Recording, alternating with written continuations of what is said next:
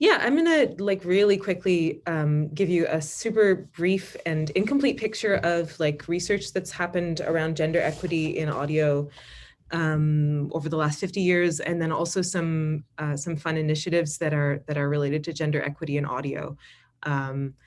And yeah, so to leap right in, so the first data point we have on diversity in audio was from a 1980 study by Pamela Peterson, where she showed that in the year 1950, about 1.2% of audio engineers were women. By 1976, this number had increased to 1.6%, and then the magic 5% number appeared from around 1995 with the Women in Audio Project 2000 initiative, which was an AES-led initiative. And then that number was sort of popularized in media and circulated widely.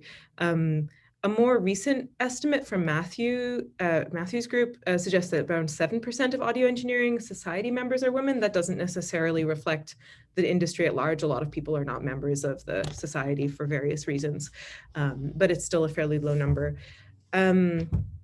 And then another interesting survey published in 2018 looked at who had contributed to 600 songs, like a sample of 600 songs appearing on the Billboard Hot 100 end of year charts between 2012 and 2017.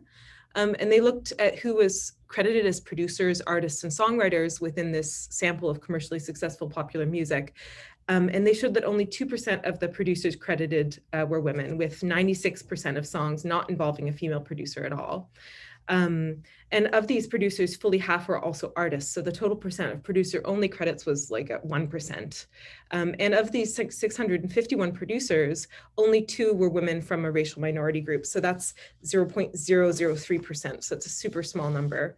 And there really isn't that much information about diversity in audio beyond gender. So looking at intersecting identities such as racial identity, ethnicity, trans and queer identity, education level, or disability.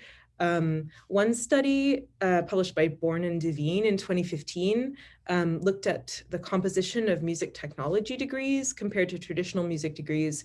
And they found that music technology degrees had a significantly proportionally larger number of Black and minority students, as well as students with less class-based advantage than traditional music degrees. So that was kind of interesting. Yeah. I guess, so one explanation for the lack of diversity in audio can be attributed to underlying views and attitudes from industry. A recent study on the attitudes of audio engineers, employers of audio engineers, and audio engineering students, which was published in the AES journal, showed that men were, by Buckingham and Ronan, sorry, it's slightly off my square on my screen, showed that men were rated overall as more suitable for technical roles in audio, whereas women were rated as being more suitable for managerial and educational roles. And interestingly, the women who took part in this study rated women as less suitable for technical roles than did the men who took part in the study. So that doesn't reflect so well. But these findings reflect this very deeply naturalized idea of technical roles as masculine and as something that men can do and women can't do or are not good at.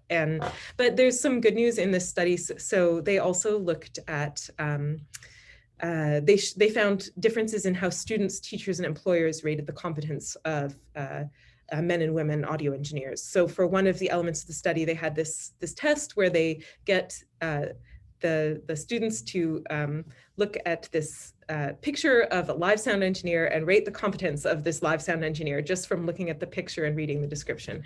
And of course, it's the exact same description, except one is a man and one is a woman. And they found that audio students, well, first of all, people rated the man as more competent, just based on this description and a photo, which is kind of crazy.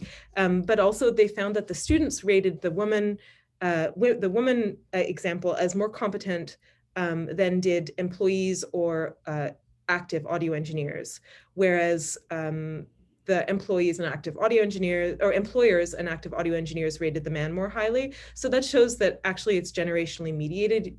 New audio students may have very different attitudes than have people who are already established in the field. Yeah, but however, the unfortunate reality is that many women, trans folks, and members of other minority groups in audio end up having very negative experiences in audio.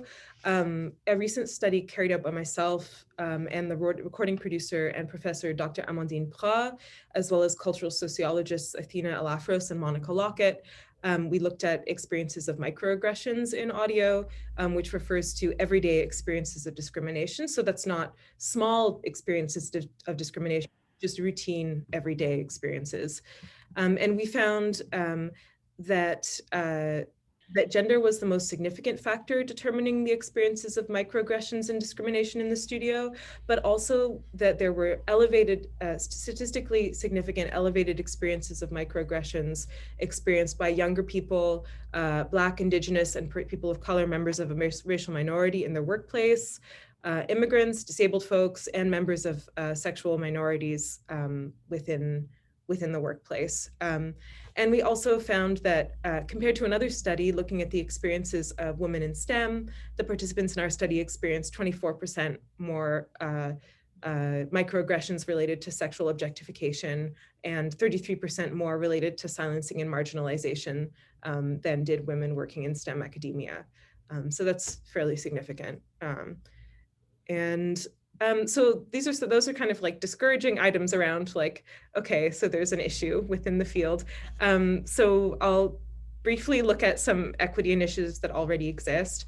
I'm including them because up until a few years ago, I really didn't know that any of these things existed. And so some of you may know some or all of this info, but maybe something is useful for someone somewhere. So that would be nice. So obviously all of us know about SoundGirls if we're here. SoundGirls has over 6,000 members worldwide and provides support, career guidance, and community to women and non-binary people in audio. And Carrie is one of the co-founders of SoundGirls. And many of you may also know about the Audio Engineering Society's Diversity and Inclusion Committee. And I'll take a moment to plug a recent publication by Leslie Gaston-Bird, who used to be the president of that committee. If you're interested in gender equity in audio, it's a pretty interesting book and has a lot of good history in there. There's some other organizations that offer training and mentorship include Audio Girl Africa, who aim to provide inspiration, opportunities, career guidance, support, and a platform for young African women in audio production. As of my search yesterday, their website seems to be down, but they do have an active Facebook page. And they also have a small clothing line. So if you want to support them, that's a kind of neat way to support them. Genderamplified.org is a nonprofit organization. And one of the things that I liked on their website was a series of filmed mixing sessions with notable engineers and producers. I like to watch people work. It's a nice way for me to learn, so I enjoyed that series. And there's also the website soundpath.co, which is a new digital training platform presented by the Association of Independents in Radio. And they're pretty new. I think they may have only launched like a week ago or something like that, or maybe 2 weeks ago, but they seem to be pretty cool. And they'll be offering live classes, training sessions, and workshops with a focus on radio and audio storytelling. So not necessarily music, but other aspects of radio. And then finally, there's Key Change, which offers mentoring and network support, plus conferences and showcasing opportunities at partner festivals for women and other gender minorities in the music industry. They offer a career development program for artists and industry professionals. And this I found pretty interesting. They also have a Key Change pledge. So this is like a gender balance pledge that organizations can take and is sort of tailored to whatever organizations decide to take it. And over 400 organizations have made the Key Change pledge up to this date. So that could look like an orchestra making a pledge to have 50-50 representation in the composers that they program, or maybe a label having 50-50 representation in their the people that they sign. Yeah. And then there's another type of resource that's all over, which are like Google Docs and long lists. There's a huge proliferation of Google documents and long lists of women and non-binary people in the music industry. For example, there's the music industry long list, future music industry long list, which is a Google Doc containing this huge list of labels, booking agents, collectives, mastering engineers, who are either women or non-binary people, or they have women and non-binary people in positions of leadership. There's also a Montreal specific list of women and non-binary producers, engineers, and artists. And if people want to see that, it can be kind of hard to find if you're just Googling it. I can look for it if people are interested in it. And then there's the EQL directory, which probably quite a few of you know about as well, which is a collaboration between SoundGirls and Spotify.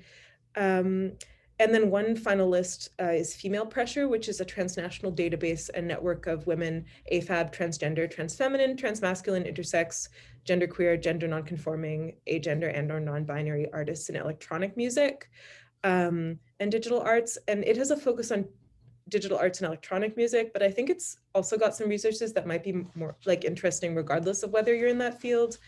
For example, it has a list of anti-racism readings related to music.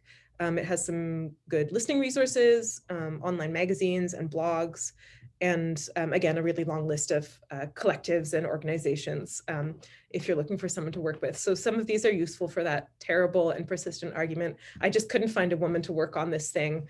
I just couldn't find a non-binary person to work on this thing. Like there's just so many lists out there. And yeah, so I'll wrap it up with that and say a huge thanks to everyone for being here, and to Carrie, Mariana, Carolina, and Max for organizing, and for Dawn, who will speak next. I'm super stoked. And yeah.